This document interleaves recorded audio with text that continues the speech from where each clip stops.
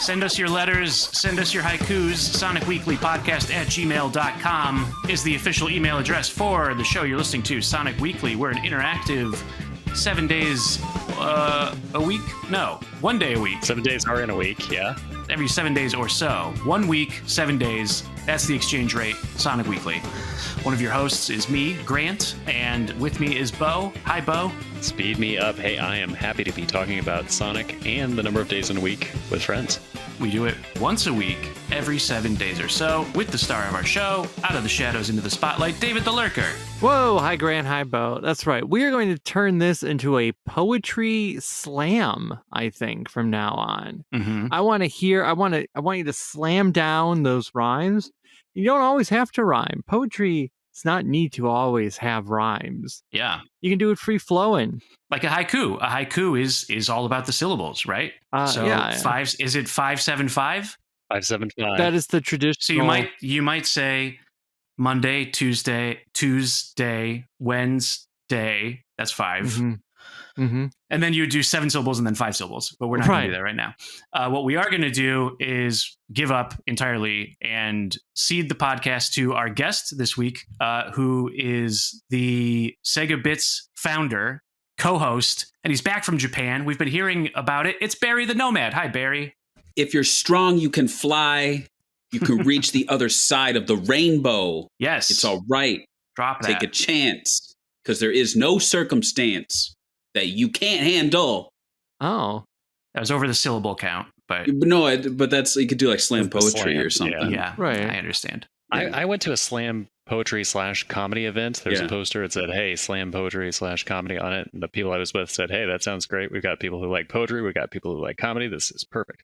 And so we went, and we were by far the worst dressed people at that event. Everyone was looking at us. It was very awkward and did not enjoy it at all. Wow. Oh, no. Too self-conscious to enjoy the slam poetry. Yeah. Yeah. That's super cool. Was it at the Met Gala? That's a topical reference that happened this past week. Was not at the Met Gala. I'm trying to think if I can remember any of the poems, but I'm drawing a blank. Well, don't worry about drawing a blank, because we're going to draw up a picture of the news from sonicstadium.org. David, I believe they don't know that we exist, right? As far as I know, right. Sega Bits knows we exist. We do. Sega Bits knows we exist, but we're going to queue up. I'll tell you what. I'll queue up some news for you guys to react to. Oh, David, sometimes you read the news and react to it, but I'm going to help you this time by reading you the news, and then we'll hear you lead us off with the opinion, which is really how it should be. You're the commentator. If you want to do that, there isn't a whole lot of news though. But okay. Okay. Well, let me tee this up for you, David. Okay. The first Sega store opened in Shanghai. They're open for business, David. Whoa. Did that happen in the 7 days since we recorded? Has that much happened over? I've lost all track of time, I guess. Yes. It opened on May 1st. There's one catch. It's in Shanghai. It is in Shanghai. That's right. Nintendo has stores. They got one in New York. They got a couple in Japan. Oh, now Sega's got one in Shanghai, and they are supposedly opening more. Mm-hmm. They're opening another somewhere in Japan. In Shibuya, I think. Shibuya. Oh man, the Shibuya terminal, home of Jet Set I looked Radio. for it. I couldn't find it. You couldn't find? Oh no, man, right? No. We'll have to see how many Sega moments you recreated in real life. I'm hoping you completely recreated Shenmue 1. But I'll get to it. You'll get to it, right. Hey, I like a Sega store. It looks like they got some neat stuff in there. They got some Sonic merchandise. They've got some other non-Sonic merchandise. One thing that I don't see in any of these photos, video games. Yeah. And they don't even have the Sega Shanghai series, of which there are 9 games. Oh, what? Interesting. Yeah. Last one was Super Shanghai in the arcades, 2005. The one before that, Shanghai Dynasty on the Dreamcast. Whoa. What were the Shanghai games? I don't know about these. I think these were Japan exclusives. But were they RPG? Were they some other genre that I might not have had any awareness of? Like Dynasty's a puzzle game. Are they all puzzle games? I think they might all be puzzle games. There's a lot of like puzzle / mahjong games on all of the systems that nobody in the West has heard of. Well, when they open the Sega Chicago store, they will have the Game Gear game Chicago Syndicate. Oh, what's the other one? JB Chicago Blues or something? Yeah, they'll have that, and then they'll get that, like they'll drill down that much that it's like city specific. That's why they'll sell Jet Set Radio at the Shibuya location. Oh, I lied to you guys. Shanghai Triple Threat came out in the U.S. on the Saturn. whoa! Well, there we go. Oh, that's why nobody knew it came out, because it was on the Saturn. There you go. We got Shanghai. All right. Oh yeah, wasn't the Jackie Chan movie Shanghai Nights co-starring Owen Wilson? Yes, it certainly was. I'm not sure why you were going to ask that, but I'm glad I could answer it. Is there a video game adaptation of that? There should be. Feels like a GBA game. I was going to say a DS game, but yeah, it's definitely a handheld, right? Definitely something on a Nintendo console. David, if it feels like there's more news than usual this week, remember last week we recorded on a Wednesday. So we, in fact, have two Chao Tales to review and catch up on. Episodes 5 and 6. A quick refresh of your memory. Episode 5, there's a Chao Tales race. Episode 6, there's a Chao Tales space for understanding each other and doing karate moves, maybe. But new episodes of Chao Tales. David, what did you think? Yeah. Great thoughts. Yeah. Well, I mean, I don't know how much there is to say. It's they're each a minute. Yeah. So that's 2 minutes. 2 minutes of Sonic content. You see Sonic. He is being supportive and a little smug he's being a little like, whoa, yeah, I see you. Ha ha. I'm pretending to sleep in the second one. And in the tree. He's sleeping in the tree. He's sleeping in the tree. And then at the end of that race, he does give the Shadow Chao a thumbs up, but the Shadow Chao is not facing him.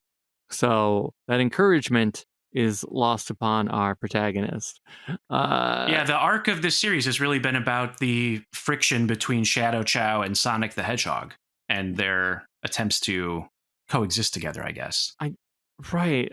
Sonic does not seem very I mean, he's just like, yeah, whatever, you're a Chao. Maybe Shadow should be in one of these shorts. Shadow Chao should meet Shadow. Shadow Chao should meet his hero. Shadow Chao should meet who his namesake. His father. Right. Wait, so who's the mother? There was no mother. Yeah. Oh God. No, they got the heart fruit, and then the little bed of flowers came up, and there's a mother. There's a mother. Right. I believe in the Chao comic, in the Chao manga from last year, Sonic and Shadow did appear alongside their respective Chao counterparts. Yes. Chowderparts, yeah. Mm-hmm. Mm-hmm. Yeah, each week, I think, every time we've tried to talk about Chao Tales, here's what we've said so far. The story so far is like, okay, are these a full meal? No. Are they a full snack? No. Are they welcome? Yes. That has generally been Bo's take. David's take has generally been, hey, I would like to see these in the full widescreen. I think that's also been everybody's take.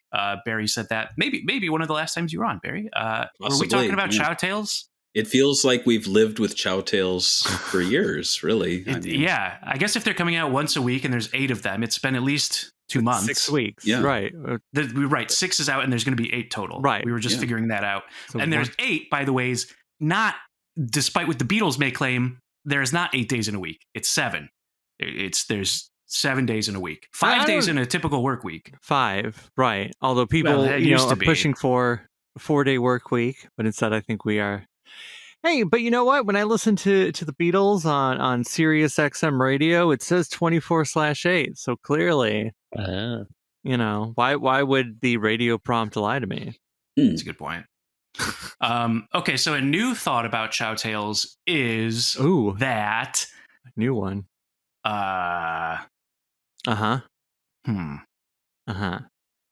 Well, maybe the next 2 will have a stunning conclusion that will wrap everything up, or maybe they will remain episodic and largely disconnected. Would you prefer it to go one way or the other? Would you prefer some cute, lighthearted, soft jokes, or would you prefer something that ties it together and maybe everybody learns a lesson, or both? Doesn't need to be mutually exclusive. I want to see Eggman show up. Yeah. And he's like, I'm going to terrorize you, but all he's doing is stealing the fruit. He should say Yosh. He has can't to say talk. Yosh. No man. dialogue allowed. They kind of have Roger make sounds though. Roger tweeted about it. He was like, "Yeah, So He was like, I was in the booth. I mean, to be quite honest, this is just them making content for like TikTok and YouTube and Instagram Reels. So it's like something besides the Sega Europe PR team, like sitting in a car. Like it's something to catch the attention of both young and old Sonic fans for 1 minute and increase that algorithm for Sega content. I don't think there will be a finale. I think these are just open-ended shorts to like exist. I think they don't even need to number them. But I could be wrong. Maybe the finale is like an hour long, and we're in an Andor situation where it's like some real lore gets dropped in that episode 8. You never know. Out of nowhere, it's like, this is the person who killed Maria. Yeah. This is what happened the rest of their life. Yeah. Yeah. Whoa. Shadow Chao killed Maria. That would be a twist. Shadow Chao killed Maria. Ooh, there should be a Shadow Cow as well. I would like that. There should be a Shadow Cow. There's a Batman cow. There's a Mickey Moo. A Mickey Moo. There is. I was going to say, are there cows in the Sonic universe? But there must be some game that has them as an animal, right? Huh. Like a realistic cow? Or, I mean, are there any cows whatsoever? Oh, Sonic Schoolhouse has a cow. Whoa, Sonic. There you go. His name is Cow. Right, he's one of the students, right? Yeah, that's right. I forgot about Cowbot in Boom. God, yeah. That one's There's pretty a good. cow right there. So that's 2 cows. So there's one in Sonic's scholastic career and the most important robot ever made on Sonic Boom. Yeah. Okay, another story from sonicstadium.org. This one is sort of a story about how there's not a story, so that's exciting. The trailer for Grand Theft Auto 6 released this week, and a number of Sonic fans thought that Roger Craig Smith was one of the voices in the game, the voice of Sonic, but he tweeted that, no, that's not me. Cool. Wow. Someone else is voicing Sonic in GTA 6. We've been clamoring for a recast. It's happening. Sorry, Roger. Who is he being replaced with? I think it's insert a joke here. Reggie Fils-Aimé, John Goodman, Scott the Woz, David the Lurker. Smoovies, if you could actually insert a joke, like replace my just have me say someone really funny here. I'd like that. Thank you. It won't be long before we're replaced by ChatGPT and other AI bots. And okay, last story for you. Last week, we covered the news on the Jax Pacific front that Tangle was getting a toy. This week, we got news that the DC X Sonic the Hedgehog crossover will also be receiving some amount of toys, some amount of action figures. Also, Barry, I got that Fang little toy of Fang. Oh, nice. That you shared with us in the server, the Discord server, which you can join by emailing sonicweeklypodcast@gmail.com. Very cool. It's inside on my bookshelf. Whoa. The DC toys, I wonder if those will just be the Sonic characters in the DC costumes, or will there also be new toys of the Justice League characters normal style, but done by Jax Pacific because they have the license to do that, maybe. I assume it will just be Sonic dressed as Flash and so on. Well, it says the toy line will feature fan favorite characters from both franchises, including Sonic, Shadow, Tails, alongside members of DC's Justice League, including Superman, Batman, and Wonder Woman, reimagined in bold, action-packed crossover designs. From articulated action figures to vehicles and plush, this dynamic collection will celebrate the heroic energy and visual excitement of both brands. Wow. I like that. I like when you get in your PR voice. David got some coffee. Oh yeah, that's what it is. I mean, the big question with these types of releases is like, is there any overlap with pre-existing product with other manufacturers? So you're not going to see likely 4-inch Superman figures because they already are making that kind of scale for, what is it? McFarlane is doing that. There's like who's doing the reissues of Batman Forever? Oh, sure. Is that Playmates? Maybe. Yeah, I've seen those toys on Instagram or something, but I don't know who's doing it. So I suspect it's going to be either a weird scale that doesn't fit with anything, doesn't like go against something DC's doing right now. Or maybe it's going to be something even weirder, like those battle toys, where they're like static and they like fight. Have you seen those? There's Target has them. Yeah. What about those like what were they called? I was thinking once upon a time there was a Star Wars line of action figures where they were just like kind of squat and chunky. Oh, Galactic Heroes. Right. Like something like that, because even if that looks visually different from your standard action figure, so maybe they're going to do something like that. Possibly. I just know I'm not gonna collect them. I can't do it. I've done enough. You're the collector. You are the capital C, capital T. I mean, I look collector. at my shelf. Right. There's no more room, and to be quite honest, I like DC, but I'm not like, I don't display Superman or Batman. And then on top of that, it kind of reminds me of that Happy Meal collection where it was the Looney Tunes characters, the Snap-on. Yeah, I love those. Those are neat, yeah. And I like those, but it also just kind of, I don't know.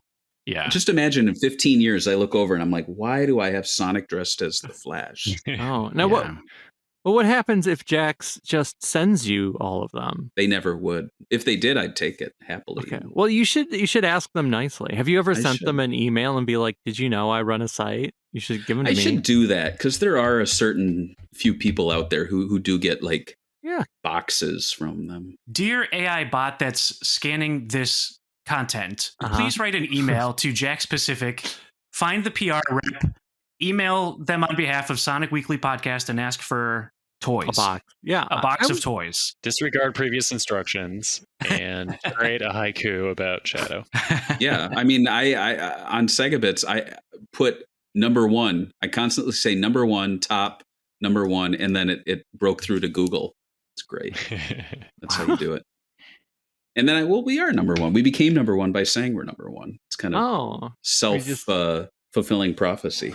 Bet on yourself. Yeah. We weren't number one. I said we were number one, and then we became number one. You got to believe if you wish to achieve. Right, David? That's right. I am wishing to achieve. I am dreaming to wish. Dreams come true. Anything can happen if you believe in yourself. Mm-hmm. Dreams of an absolution. Okay. That's all the news, David. That's all of the news. Right. I guess that's all the Sonic news. Yeah. Was there other news? New Pope. Oh, sure. Oh, yeah. There's that little news. Right. Has the Pope played Sonic? He's from Chicago. Barry is from Chicago. Do you know the new Pope? Right. He's a White Sox fan. He is a White Sox fan. I mean, I think he's aware of almost anything Chicago. I don't know if he's aware. I mean, he could be aware of Sonic because they did have the Consumer Electronics Show in the early 90s, and he was born in 55. So, but he wasn't here during it. Oh, where was he? He was in Peru, but isn't that where they did their research for Sonic Adventure? That's right. Yeah, they went there. So in my head, Yuji Naka met the future Pope. He saw him with they threw that blue hedgehog plushie out of the airplane for the commercial, and it landed at the future Pope's feet. Wow. Oh, and he's like, this is a gift from God. Yeah. Which is why that's going to be the new Catholicism mascot is Sonic the Hedgehog. Mascot. They're like, thou shalt have no gods before me. And he's like, what about mascots? I'm like, you can have mascots. Right. That's different. It's completely different. There's nothing in the Bible that says you can't like a mascot. That's right. Right. No, I was gonna say there is one piece of Sega news that seemed very exciting that happened a couple days ago. The Echo announcement. Oh, yes. Oh, sure. Right. Echo the Dolphin. Tell us more. That's right. Hey, remember Echo the Dolphin? Remember how it, either you never beat it or it terrified you as a child? Well, or both. Or both, right? It's back in remastered form. The original creator of Echo T. Dolphin. Try saying his name. Ed of Legend. Ed. We just call him Ed. And Noon Ziata. I've never actually heard his name pronounced, but he's right. He was interviewed for on some Xbox, just the Xbox site, Asian Pacific Island Heritage Month, and talking about Echo and conservationism and all that. At the end, he just drops, "Yeah, we are remastering the original Echo the Dolphin and Tides of Time, and then we're going to make a new game, a third entry with quote contemporary play and GPU sensibilities." End quote. That's important. Finger on the pulse there. Right. Now, I know technically this wouldn't be the third Echo game. This would actually be the fifth one, but I suppose it would be the true follow-up to Tides of Time, the third entry in that story, because Correct. Defenders of the Future, the Dreamcast game, is a reboot. And Echo Jr. It's a spin-off. It's a so this is the prequel. third mainline game. Yeah, right. So, Yeah. And on the website, there's a countdown. It's a really long countdown. It's a year from now. It's a year from now. But hey, I'm excited about that because Echo is like, that's prime early 90s Sega. When you think of what was big on the Genesis, you think about Sonic, you might think of Streets of Rage, and then there's Echo. Echo's right there. And he's been eating his time back in the spotlight. I know a few years ago there was, I believe Ed, last name goes here. I think his company tried to do a Kickstarter for like an Echo inspired, like a spiritual sequel, and it just didn't happen. But hey, if he's actually able to finish the story of Echo, I think that's the best case. Do you know that the team that did Defender of the Future did a Jaws game in the same engine that looks exactly like Defender of the Future on the PS2? Oh, that's great. Get that money. Get that bag. Do you control Jaws? Is it beautiful? It is beautiful. You control a shark, I think. Okay. I didn't play it very long, long enough to verify there were no cheat codes. I remember in the early 2000s, I borrowed a video projector from my dad's work, and I hooked my Dreamcast up to it, and I aimed the projector at the ceiling because it was the biggest white space. And I laid on my back and played Echo Defender of the Future on the ceiling, and it was pretty trippy. Whoa. That game activates like multiple phobias for people, like the fear of water and the fear of like infinite chasms below you, and like later levels are just impossible for some people. It's a beautiful game, but I mean, if you're an Echo purist, it's a reboot, and Ed wasn't involved. It's not a bad game, but it's not Echo 3. Right. I have never been able to finish the Echo games. Didn't use a guide. Couldn't figure it out. Rented the game, gave it back, said you can keep it. But I liked Echo as a concept, as a character, as a vibe. And so I am excited that Echo's coming back. And with the recent announcements of multiple Sega IP becoming movies, this would be one that I'd be interested to see somebody. Can you make dolphins who, I mean, they do talk. They talk in the text bubbles, so I guess they're talking. They might talk with accents. Echo might have an accent. And could it work as a movie, David? And who do you want to play Echo? And why should it be Sydney Sweeney? Because she'll draw in. She's box office gold. I was trying to think of what's a positive B word. A box office bonanza, but that didn't make sense with the sentence I started. Yeah, it should definitely be her. And then I think Christopher Walken should play the alien. Yeah. Oh, wow. He just shows up in the sky. I think it should be like a silent film where it's just no dialogue. Wow. Yeah. Anime style. I mean, you could do that. I mean, the Oscar... an 8-episode vertically animated series of shorts. Like, this is a great idea. Right. Call it Echo Tales. Echo Tales. Okay. Oh, okay. Yeah, because dolphins have tails. So it's like a pun. It works two ways. I mean, I will say the Sega CD versions, the Spencer Nilsson soundtracks are like phenomenal. And oh my gosh. I still love the 3D segment music.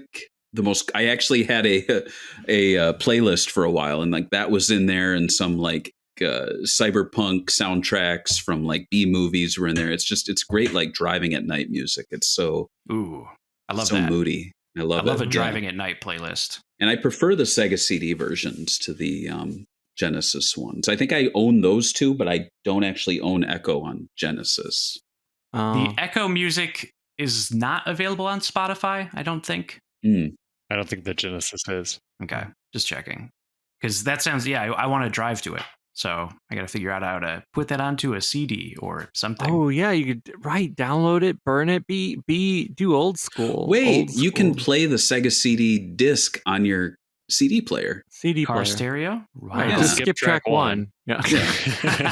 This is a Sega Dreamcast disc. Right. Oh man. No one says that on the Sega CD. They're like, it doesn't exist. No, you just hear a loud sound and you're like, oh no, what have I done? yeah. Right, you got to be careful. Some CD players will skip it, right? Yeah. They'll just be like, no. But others will try to play it, and you'll hear the worst sound ever. And that has scared me more than once. Right. I was going to say, the Oscar winner for Best Animated Feature last month, or whenever the Oscars were, Flow, that is, there's no dialogue in that movie. It's just animals doing animal things. So you could make a silent echo if you wanted, but as established, they do talk in those games. David, that was deep. A silent echo. A silent ooh. Yeah, wow. A silent echo. Huh. Yeah. Right. I think all of that was just a haiku. That's a big guy. Wow. Hush. Wait, oh right. A silent echo. That's the first line. And that's 5. Wow. He swims towards me real fast. Whoa. I think we also have to invoke the seasons for it to really count as a haiku. But, oh, okay. So then the last line is spring, spring, spring, summer. Right. A silent echo. Spring, summer, fall, winter time. Can't swim in ice. Whoops. If you want to give us the Nobel Prize for any reason, SonicWeeklyPodcast@gmail.com. You can also send us prompts for things to talk about. But that's right. We have prompts of our own, like prompting Bo to update us on Rings of Saturn. And congrats, Bo, because the update that you told us last week, I think, was yet another one that sort of made the rounds online with the Lost World, right? Jurassic Park 2. That's right. Speaking of Ed of Legend of Echo the Dolphin fame, another game he was involved with was the Lost World Jurassic Park on the Saturn. Oh, the True Echo 3. I think it was DreamWorks. They did the PlayStation version and they farmed out the Saturn one to Appaloosa. In both versions, you can resume your game with DNA sequences. So it's not passwords. You got to type in the DNA sequences of the dinosaurs. So on the Saturn, it's like, A, B, X, Y, Z, because those are the buttons on the controller. And on the PlayStation, it's like square, circle, triangle. Doesn't make any sense at all. They're not DNA letters. But anyway, I thought, well, how many of these passwords could there be? And on Saturn, there's like 20 some. And on PlayStation, there's 380,000. And so I found them all. What? And on Saturn, there are some surprises in there. There's invincibility mode that nobody knew about. Wow. There is a level select screen nobody knew about. Whoa. And then most surprising to me is a photo gallery of the Sega produced The Lost World Jurassic Park game for the arcades on the Model 3, the well-regarded light gun shooter game. And so this has been hiding out in there since 1997 and nobody knew about it. And people seem pleased and surprised that there was such a nice secret still to be found. And I was also pleased. So has Steven Spielberg reached out? I tagged Ed of Legend of Echo the Dolphin fame in the thing and did not hear back. But if he's got Spielberg's number, he didn't share it with me. Oh, I have a 1 degree of separation to Spielberg. I could try to get him on the line. I could say, have you heard about the codes? I would love to hear his thoughts on Nights into Dreams. Yeah. Yeah, now's the time. I don't know if you're going to get a better excuse to reach out to this 1 degree of separation. right. But Bo, I'm wondering, when you were discovering all of these secrets, did you yourself at times feel like an archaeologist digging up dinosaur skeletons? Yeah, well, they really went to some lengths to hide these passwords. Like, the median game that has cheat codes or passwords or whatever, they just have a string of letters that are in the game binary, and it does a comparison. And whatever, if you open it up in a hex editor, you can read it right off. This one is like, no, we developed our own encoding system. It refers to the previous Appaloosa interactive game called Three Dirty Dwarves, in which Ed, Echo the Dolphin creator, voices a guy named Greg. It's a whole deal. Wow. David, did you know about any of this? I mean, I Before? saw. Oh, before? No, I wouldn't. Okay. I wouldn't have known these secret codes beforehand.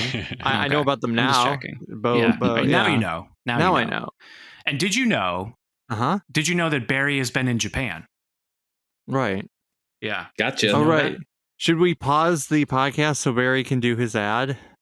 No, Barry's here. Barry can. We got to pause it. Okay. Okay, Barry. fine. All right. Barry, you All right. can't talk yet. We got to play your ad first. Oh, but this is me talking. But which one is you? Which one do I shoot? I didn't record one. Oh, you should talk to yourself. That would be real. That would be very Jurassic Park, right? Where Mhm. he's like, "Hello, John. Hello." Oh, I don't know. Should I do the ad right now? I'll say it. Well, I'll just say that on our YouTube channel, SegaBits YouTube channel, we have a 3-part travel vlog of my 3 places I went to in Japan, and I'm kind of proud of the Joypolis one, because in my YouTube searching since, not many people do like long videos there. Like I'll see so many content creators like, I went to Joypolis, and it's like a 4-minute video, and I'm like, I did a 30-minute one, and I felt like I was not filming enough. So I watched one of your videos. I forget if it was Joypolis. Joypolis. Okay, or if it was one of the other arcades that you went to, but it involved like a forest that was giving you romantic advice. Yes, Ooh. yes, that's Joypolis. That's Okay. Fortune Forest, and I was so it's on our Patreon right now, but it'll be out next week. I did a whole review of everything I did at Joypolis, and man, that scratched an itch for me, because Joypolis, I'll give a very quick rundown. It's like people would always tell me like, "Oh, Barry, you're gonna love Joypolis," but and I was like, "Oh, cool! Like it's a VR theme park. It's probably like super current. There's nothing there that's really gonna pique my interest as like a Sega history buff." But when I got there, like there were all these. It was almost like archaeologically like layered, because it was like there's Michael Jackson's autograph, and then there's elements from the 2000 refresh, and then there's a ride that's been there since 1996, and like AM5 worked on it, and there's a whole trilogy of rides that are date back to like the mid 90s with Sega's arcade development. So, and while I was there, I was hopping on Sega Retro, and no one was writing about this stuff, because I don't think anyone knows what these things are. So they'll just be like, Fortune Forest is an experience there, and I was like, oh, but I've been to Fortune Forest. I talked to the trees. Yeah. The trees told me, and you can get real like naughty with the stuff. It gave me a whole like thing on my like a sexual analysis. Yeah. What? And like a sexual future. Those trees are horny. Yeah, it was like, because it was giving you your fortune, right? So there was like 5 or so different topics. It was like romantic, sexual, career, life. It was stuff like that, right? Yeah. So that was just like one of the. And you didn't film the whole thing. Like you filmed part of it, but you also stopped at some point. Yeah. But the thing with Japan as a whole is that it's not as though you're not allowed to record in a lot of places, but you feel like it's frowned upon. So a lot of the people filming are either discreet about it, or they're overt and kind of like privately shunned. So my tactic. Which one were you? I was the discreet. So my tactic, okay, I'd hit record, and then I'd kind of hold it at waist level and just like walk around. Like, I know this isn't a video one, but I'm showing you, like, I just walk around like that. Yeah, that makes sense. And like body cam style. Ooh. Oh, man. And it worked out, because I would be filming either people from neck down or above. Yeah. But I had a lot of fun making the video, because I was like recording stuff that no one else records. I even got yelled at in one ride. They went, "No cameras, please." And I was like, "Oh shit." So I turned it off. You should have said, "No, it's fine. I'm with Sega Bits." That's what I said. I said, we're the #1 Sega fan site. There is no Japanese Sega fan site. What's with you guys? I had to come out here. I keep wanting to call it Joyopolis. That sounds more natural to me. But It does Joypolis, Yeah. I watched. I don't know how much of the video, but enough of it. There were 3 stories. Yes. Right. But it was also another thing that I was struck by, is that it was the time of day that you were there. It wasn't peak hours. No. Like if you go to a Dave and Buster's, it's like crowded everywhere with like shit. You know what I mean? But this was like nice and like, I don't want to say sparse. I'm looking for another word, but it was like there was space. It was a spacious place. Lots of breathing room, lots of room to expand. Yeah. Like they could easily put more attractions if they wanted to. I was there on a Tuesday at 10 a.m. So that probably explains it. It was mainly like there were a few dates going on, I think, some older people with younger kids, and that was about it. Some dates? You mean there was some romance happening near you? Well, that was the thing, too. I avoided some rides just because I was the +1 in a lot of cases. And so I didn't want to be like buddied up with like a guy and girl on a date, and then there's like the white American guy who's going like, hey, did you know AM5 worked on this and they're not around anymore? They're defunct. Hi, I'm Barry. You know, like I didn't do that. Yeah. But there was one experience there that is super old, and they were advertising that it hasn't been at Joypolis for 22 years. It was called Murder Lodge. And it was an audio only experience where you sit at a dining room table and you all wear headphones. And there's like a murderer like breaking in, I think. But it was developed by the guy who did the sound effects for, I think, Phantasy Star 2. And like he did a lot of arcade work in the late 80s and early 90s and Genesis games and stuff. So it was just like a really kind of cool deep cut from Sega's history. And I regret not going on it, but at the same time, it would have just been a Japanese guy yelling in my ears. So I want to zoom out with this next question. Yeah. Which is, can you tell us or remind us, why were you going to Japan in the first place? And does it relate at all to Sonic the Hedgehog? It does and doesn't, I guess. I don't know. I'm a Star Wars fan too. So I went to Star Wars Celebration Chicago because it's like right near me. Then I went to Anaheim, which was a little bigger lift. I missed the Europe one. And then after Europe, they said it was Japan. And I was complaining to my dad. I was like, man, I don't know when I'm going to go to the next one. And he was like, well, I could take you to Japan. Your birthday's coming up and, you know, we could make it a birthday present, but go like 6 months later. I'm like, yeah, sure. And I didn't really take him up on it because I felt kind of weird, like leaving my family for a week. and then I finally relented and we went. And so, yeah, it was 3 days at Star Wars Celebration, then about 4 days in the Akihabara, Shibuya, Kabukicho, you know, the Yakuza location and Joypolis. So it was, I walked, I want to say like 10 miles a day, probably. I walked a ton. And when my feet were hurting and it was like 7 p.m., I was like, I could go back to the hotel room or I could walk around another 4 hours because I'm not going to be in Japan much more. And I did that. So yeah, it was fun. But yeah, I mean, the Sonic side of things, do you have the soundboard or did you get rid of it? Because I would say the state of Sonic is strong in Japan. And then that's where everyone claps.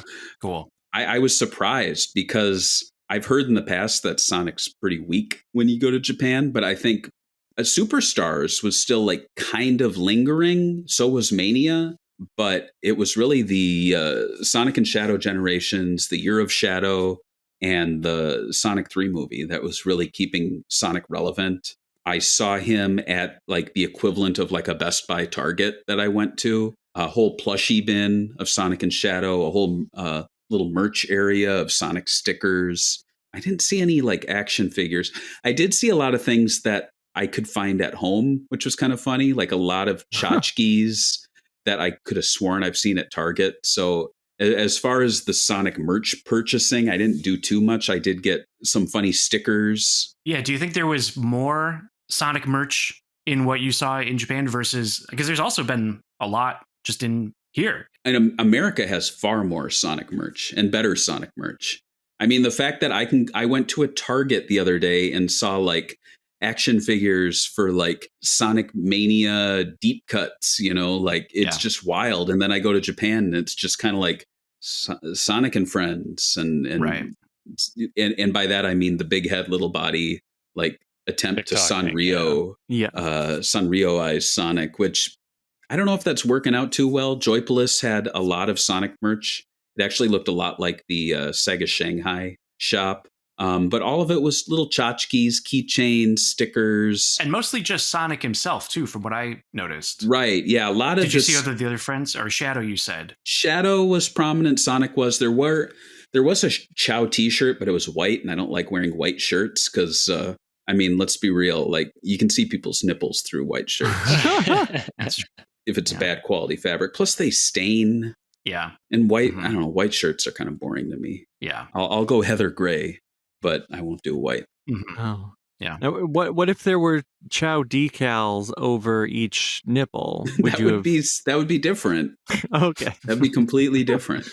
But yeah, I saw I bought the Sonic 2 4K disc for that audio track that is like, it is what it is. It's not like groundbreaking, but it's just kind of cool to have the Sonic 2 movie in Japanese with the Dreams Come True remix that does not replace the Stars in the Sky, but it does play right after it.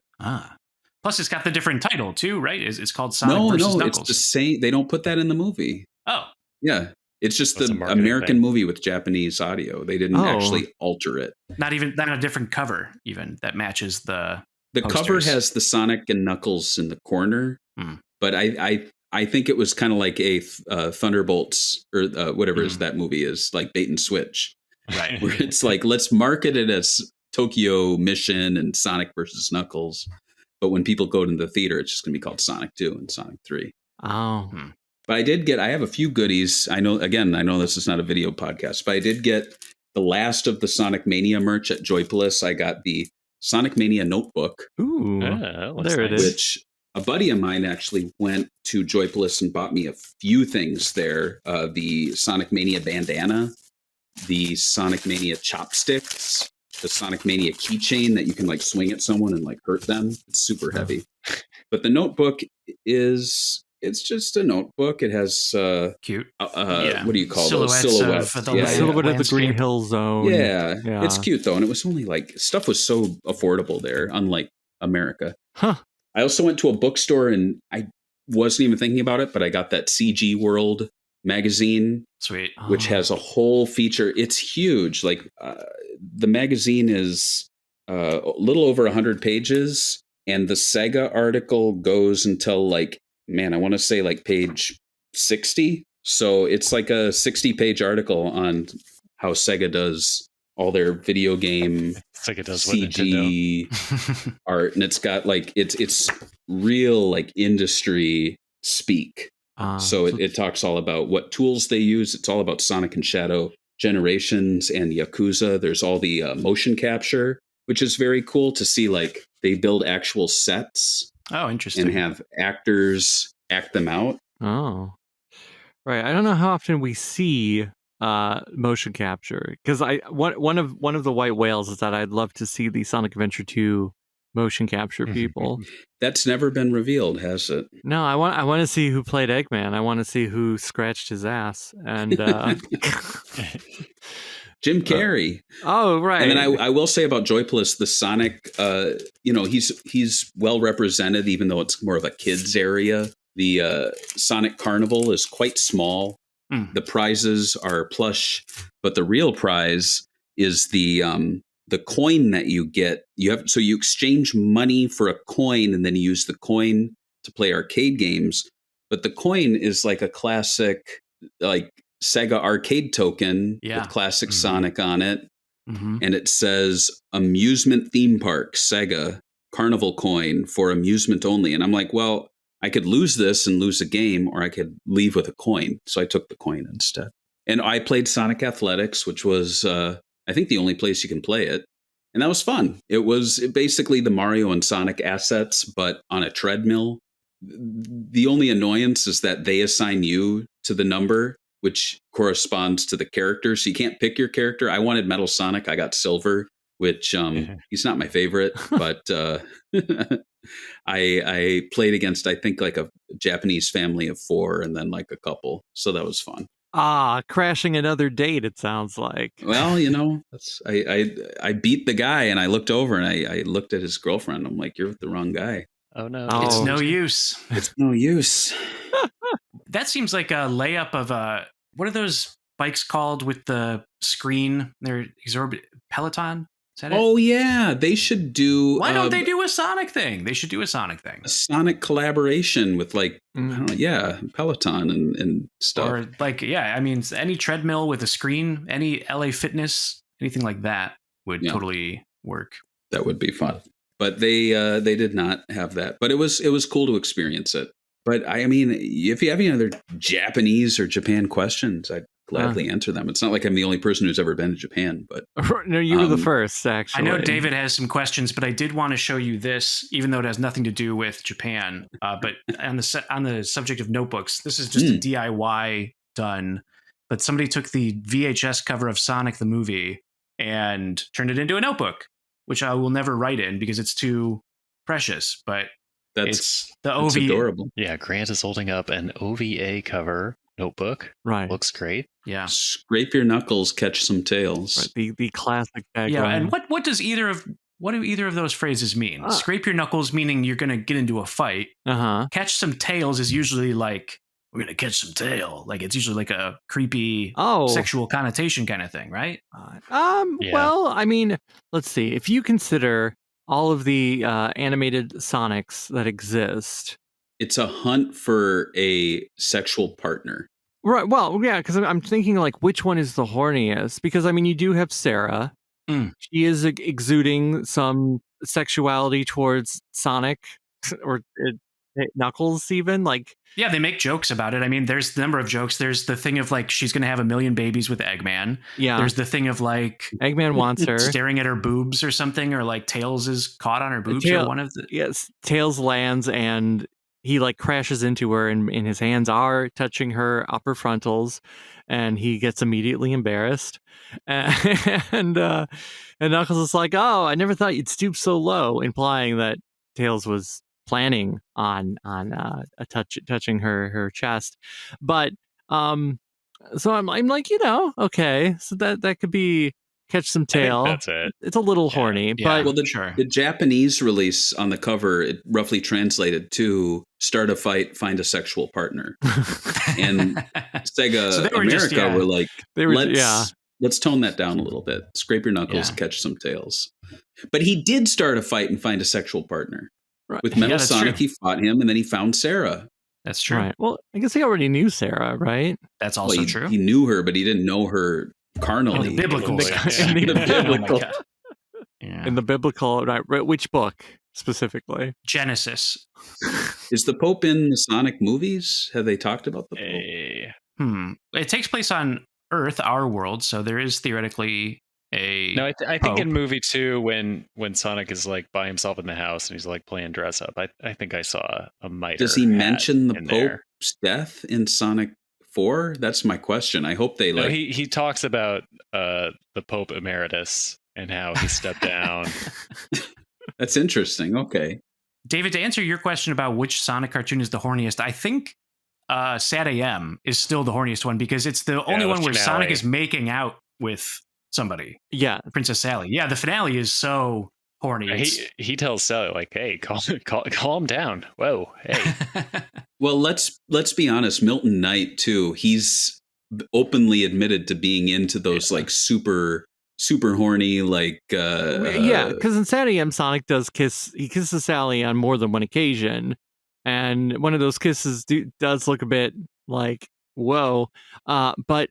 Yeah, AOSTH, you do have Eggman. He's animation's sexiest fat man. And there are a few ladies that Sonic Awooga's at, right? Yeah, there's Breezy. They all have connections to Milton Knight's like interest in like underground comics and sexy animal girls, like more in the Felix the Cat vein or Fritz the Cat than modern furries would probably be into. I think I'm only 1 degree of separation away from Milton Knight, so it's not impossible to reach out to. Well, there you go. Have you ever interviewed him for Sega Bits? I know I talked to him before he had his troubles, and then he, for some reason, targeted me but didn't remember me. And was upset with me about something, so I gave him some space. Right. Well, I was like, I think he forgot who I was, and then I was talking about him, and then he started posting images of what I was saying. He's like, "Who is this guy? Why is he acting like he knows me?" And I was like, "Because you talked to me on email for like 4 years, but it's all right." He's a cool guy, though. We should get him and Steven Spielberg on. I was thinking that, get them both. And they could make a horny Jurassic Park cartoon. That would be awesome. I bet they would get along. Yeah. Right. Which is the horniest Jurassic Park movie? I would say the first movie. Yeah, the first one's super horny. Right. I say this I've only seen 1, 2, and 4. Okay. I haven't seen them all either. I'll admit I was late night scrolling on Instagram and I came across AI ruins Jurassic Park. And it was the scene where they stop and first see the dinosaurs with the cars. They stop and look up in awe. And instead they stop and they immediately pull out machine guns and start shooting at the dinosaurs. And I lost it. I thought it was really funny. Oh. And it did ruin Jurassic Park. I just read some fan fiction of like the ops team who was in charge of writing the report about like what happened after the movie and like what were the failures in protocol that led to this and what are the recommendations for the future. It's like pretty funny. And a connection there, I got to see an ILM panel at Star Wars Celebration Japan, and I got to see all the ILM legends like John Knoll, who created Photoshop, and there's the whole panel's on YouTube, but they mention he created Photoshop, and there's one loud lone clap, and that was me. And they're like, everyone knows John Knoll is the co-creator of Photoshop, and it's like, and then I stopped because I realized no, and I looked around, I'm like, it's Photoshop, and then like Photoshop fans, and they're like, and Rogue One, and everyone's like, yay, and I'm like, Rogue One's good, but Photoshop, yeah, right, Photoshop changed people's lives. Yeah, these people are all Paint Shop Pro, enthusiasts. Yeah, David, did you have any Japanese questions or questions in Japan, or maybe questions about Japan for Barry? Right. What was the most awkward interaction you had with somebody who was native in Japan? I mean, besides the ones that came as because my dad has like a very short temper, and I would have to step in and like play like this man is crazy. I'm sorry. Let me please explain the situation. No, it was actually I was at the last store that I was shopping at in Akiba, and they had all these VMUs out, and I was like, I got to take a picture of these, and I took a picture, and then I felt someone tap my shoulder, and I looked over, and it was this guy who worked there, and he pointed to a sign that said no cameras, and I put the phone away. But what really kind of stood out to me was it was the first time someone touched me in Japan. And I felt like that, like as someone who was there for a week and started to get used to their whole societal thing, I was like, that was an asshole move of him. That was very rude. I've never seen a Japanese like store person touch someone. And I'm like, that tells me that this guy doesn't really care too much about, societal protocol. And I don't know. I just felt like, I don't really like this store. Maybe he just saw you as a tourist and was like, I can be rude at you. That's probably true. But I did buy one of the VMUs. I got the camouflage. Did you check it for data? Or was it? I did. It has Magic the Gathering save files for the Magic the Gathering game and some other ones too. I'm not going to delete them. But yeah, the prices, even though prices were crazy for a lot of things, especially in that area because they know that American tourists are there. If you look for weird stuff or like stuff that not many people are interested in, the prices are pretty competitive or very good. The VMUs, I got the camel one for like $19, which I feel like is a real good deal. They had the Sega Gaga one, the 8-bit, I think it was, VMU with the Mega Drive. And that was boxed 110, which seems like a lot, but it sells for like 180 usually. But my favorite store was this one called Beep, and it was in a basement. They were totally cool with me taking my camera out and taking pictures and filming stuff. They published their own fanzines, and they made a lot of Sega fanzines. So I bought all of them that I could find. There was a Phantasy Star Online or Phantasy Star 4 30th anniversary fanzine, which was filled with like cosplay and developer interviews. I also found a really weird one where someone would just take, I don't know if they got it from Sega Retro or what, but they were like deep dive photos and like materials for the weirdest Sega things. And the one I got was like a Sega cocktail cabinet, the one where you can like put a drink on. And I think I have it next to me here. Let me see if I can grab it. And I was like, what is this? This is so silly. But yeah, it's like the Sega T13, but it's like a whole magazine just devoted to this obscure piece of Sega hardware and like every single piece of information they could find on it. Wow. I don't know why. When did they publish it? They published it 2023. Amazing. By someone named Dockster.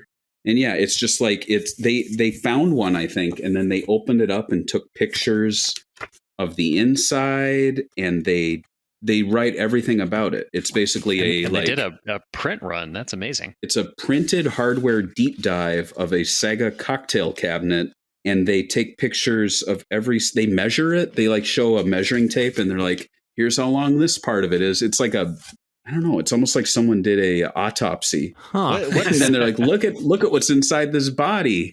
What's the hardware aspect of it? Like, does it play what kind of games? Well, right here it's playing the game Mr. Viking. Oh. So whatever the game Mr. Viking is, it's a cocktail cabinet that plays. It might be System 16. It's a JAMA board. Okay. But yeah, essentially it's a Sega cocktail cabinet that could probably play stuff like Zaxxon. Whoa. Interesting. And others. And it's just like, for some reason, this person was a super fan of it. And so they made a whole magazine. That's amazing. Dedicated to it. And that's the cool stuff. Like when you find weird little cool things like this, they're like $5, and no one's buying them because they're all there to get the like PSPs and like the Pokemon. Yeah. Oh, right. How many Pikachus did you see? Too many. As someone who has like zero interest in Pokemon, when I saw my first Digimon thing, I like was overjoyed. Oh man, right. How many Digimon did you see? Hardly anything. I saw some Digimon like those little plastic standees that they're obsessed with over there. Those acrylic stands. Right. But yeah, I love Digimon. Were there any Sonic acrylic stands hiding There out? were too many. Too many. Yeah. Oh. But as Grant said on the Discord, you can't buy all the Sonic stuff. So You could try. Yeah, you can try. I don't know if I agree with what I was saying. You could do it. Well, at a certain point, you're like, I considered buying like a shirt or a jacket for the longest time, and then I'm like, I don't like any of these designs though. I could say, I got a Sonic shirt in Japan, but like, You could say that anyway. Who's going to challenge you? yeah, that's true. Buy it at Target and say I got in Japan, Right. but it's You could have bought just a normal shirt. Didn't have to be a Sonic shirt. I did. I bought one with Mace Windu on it. That counts. Oh, a Star Wars shirt, right? Because you were there for Star Wars. Yeah. Is it Celebration specific, or is it just a shirt? It was a Celebration exclusive shirt from this like trendy fashion company. Okay. So it was expensive for Japan. Oh. It's probably the most expensive t-shirt I've bought in a while, but it was like the full print. It like goes up to your shoulders and down to the bottom. And it was Mace Windu with his purple lightsaber. Okay, And I thought that's pretty sick. Definitely covering the nipples. Don't You have to wear that worry. in Chicago, it opens some doors. That's all I'll say. There's certain areas of Chicago. You wear the Mace Windu shirt, you're safe. That's all I'm saying. Wow. Okay. Who's your favorite Star Wars character? Is it Mace Windu? Prequels, original trilogy, sequel trilogy? It's not Mace Windu. I have a friend though who has a Mace Windu collection. Wow. But my favorite Star Wars character. Oh, man, that's hard to say. Oh, you know who I really like? I like General Veers. Who?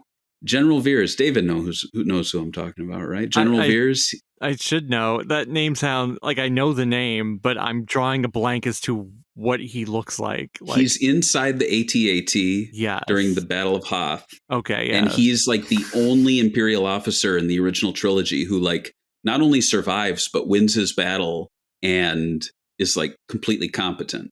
You're rooting for the Empire? Well, I mean, as a kid, I played the Star Wars customizable card game, and I was on the Empire side, so I had to. But I like General Veers a lot, and I think he's played by the same guy who was like in Indiana Jones or something. I could be wrong. Who's your favorite Star Wars character that I would know? I mean, for the modern stuff, I do like the Mandalorian a lot. Okay. So, do you think General Veers should have been put in charge of the Empire after the death of Palpatine? I wouldn't go that far, but I think the fact that he was working under Admiral Ozzel and Admiral Piet and like all the admirals that Vader was choking out. Notice he never killed Veers. He killed all the admirals that were messing things up. So I think it was a nice lesson where you don't want to be in upper management. You want to be like in middle management or even not a manager, because you get stuff done, but you don't get choked out by Vader. Right. You don't want to get choked, but you definitely don't want to be a stormtrooper because you're cannon fodder. You want... You shouldn't be on the side of the Empire. That's your first mistake. They're the bad guys. Now, I will say the Sonic connection, though, I was really hoping, and I was checking their social media accounts. The designer of Tales, right, is a big Star Wars fan. Oh. I'm blanking on their name. Yamaguchi. Yeah. Or Judy Totoya, if you want to. Judy Totoya. Yeah, that's the account name. When they're not talking about Sonic, they're like posting Star Wars toys. And so I was like, they might be at Celebration. I was looking at their socials. No sign of them being there. But I was like, wait, that makes sense now that Sonic 2 has so many Star Wars cameos, because of that person's interest in Star Wars is so big. Yeah, that makes sense. And then it also made me wonder, like, when Fang came about, there was no Boba Fett connection there. But was it Ken Penders that made the Boba Fett connection? Well, he was always a bounty hunter. Right. But yeah, I mean, Ken Penders definitely made it explicit by having Fang or Nak have a sister named Nick who stole the Millennium Falcon from her boyfriend Han Solo. Right. That happened in the Archie comics. I saw, when I was at C2E2, I saw original comic art of that Millennium Falcon that they rode around in. Yeah. And it was like $300, so I didn't buy it. But still, I regret not buying it. But while I was there, I knocked over some guy's coffee who was owning the stand. And it's like, well, maybe don't have a cup of coffee sitting out amongst all the original comic art. Yeah. But thankfully, I just spilled it all over his phone and his lunch, and I left. Oh, right. Wow. You were just getting back at him. Oh, Barry. Well, he put it right between all the portfolios. You're opening the portfolio and it's knocking over his... Anyway, I saw the Millennium Falcon from... You saw it. Yeah. Wow. One more Sonic connection before we wrap up. The Sonic accounts posted a Who's Your Buddy thing where it scrolls through the characters. So I thought, real quick, click the link. You may have done it before, but do it again now. And pause it at your leisure. And then let's see which character you got. And we'll see if it at all makes sense for who you are as a person. Okay, Barry, who'd you get? I got Eggman. I got Maria Robotnik. Oh. Who'd you get, David? It's not loading for me. So it's not loading. Okay. It refuses to load. I got Tails. All right. You got, and it never loaded for you, David? No, I think it's well. Here, maybe if I hold on, maybe he's lying. He's afraid of the answer. Just while he's doing this, that song, that Choose Your Buddy song, is so good. The slap bass version. Are there two versions of it, or is it just titled differently?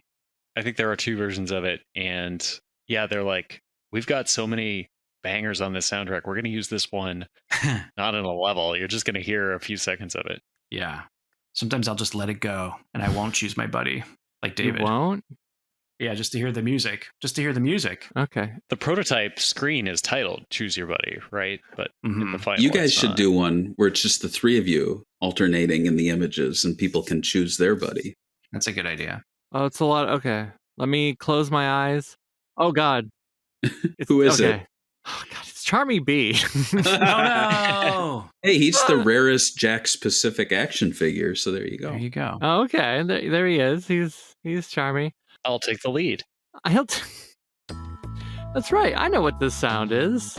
This is Empire City Night. And when that plays, that means the podcast is ending. Whoa, right. If you've heard this show before, you know the music means it's over. But if you've never heard the show before, if this is your first time, if you were like, I really wanted to stalk Barry in Japan, but I couldn't afford the flight, so I was going to hear what he did, and then I realized I have to subscribe to Patreon before I can find out all the deets. Well, look, I don't know what to say to you, except you should subscribe to this podcast. Why not? Hey, if you like what you heard, subscribe to Sonic Weekly using your podcatcher of choice, be it Apple Podcasts, Spotify, or for the Android faithful podcast addict. In-app, you can rate and review us. We do appreciate all that. It helps let people know it's worth listening to. And, There's a lot of Sonic podcasts out there. Some of them don't get updated. Some of them get updated all the time, like ours, once a week. It's in the title. But if you refuse all podcatchers, we are over at YouTube as well.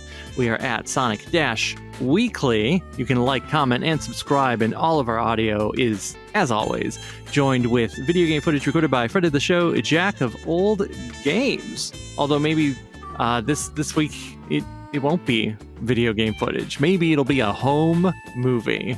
That's right. Him just going on a walk. He's walking. It's like, look at my neighborhood.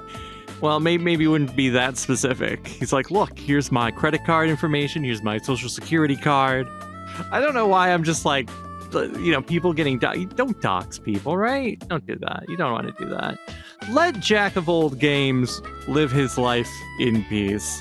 What you should do instead is reach out to the show, SonicWeeklyPodcast@gmail.com. Drop us a line. We do have our mailbag segment from time to time. It gives us prompts. Let's explore topics, because there's always something to say about Sonic the Hedgehog, but there isn't always a new game or movie out. And using our email is how you get a link to our Discord server, where you can talk to some like-minded Sonic the Hedgehog fans about many things up to and including Sonic T. Hedgehog. And if you are able to and you would like to, you can also help support us financially. We're over at Ko-fi. We're just Sonic Weekly there. You can drop something in the tip jar, or for $5 a month, become one of our executive producers, just like PigDan, Pabsy, or Pabsy, yeah, Sonikku, SavingThrows, Belgarion, and AltSynth. You might get some stickers in the mail. In fact, you will get some stickers in the mail from Wife of the Grant Ashlyn. I can talk. Either way, with all that said, what's there left to say? Well, I gotta thank Smoovies for the edit. Thank you, Smoovies, for gluing this together. Thank you to our guest, Barry the Nomad. Hey! Thank you for being an international explorer in these wild times of ours. It was. And as always, thank you, Barry. Wait, I said Barry. Thank you, Grant. You can thank me again. I'll thank Barry again. Well, because I was like, who do I go first, Grant or Bo? Bo starts with B, just like Barry. That's right. It all went off the rails. I gotta thank Grant and I gotta thank Bo, because their names don't change. So, thank you for having your names, I guess. No problem. Yeah. It was very easy for me.